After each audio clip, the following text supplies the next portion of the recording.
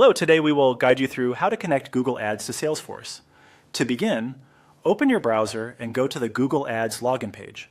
Once you're there, select the option to sign into Google Ads and log in with your account.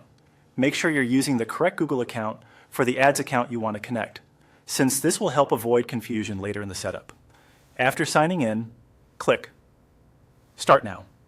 This will take you into the Google Ads environment where you can manage account settings and integrations. If the layout looks slightly different on your screen, that's normal, but the key options should still be available in roughly the same places. From the Google Ads homepage, look to the menu on the left side of the screen and click Tools.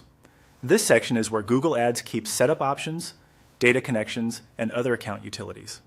You may need to take a moment to scan the menu if it's your first time in this area. Next, scroll down until you find Salesforce, then click it. This opens the connection setup for bringing Salesforce data into Google Ads. At this stage, you're essentially telling Google Ads which external platform you want to link for data sharing and integration. You'll then see a prompt explaining that you need to log in and authorize the account to share data with Google. Click that prompt to continue. This authorization step is important because it gives the two platforms permission to communicate securely.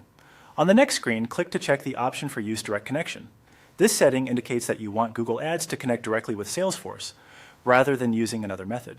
Choosing the direct connection can help keep the setup more straightforward. After that, click the Authorize button. This starts the approval process and redirects you to the Salesforce sign-in and permission flow.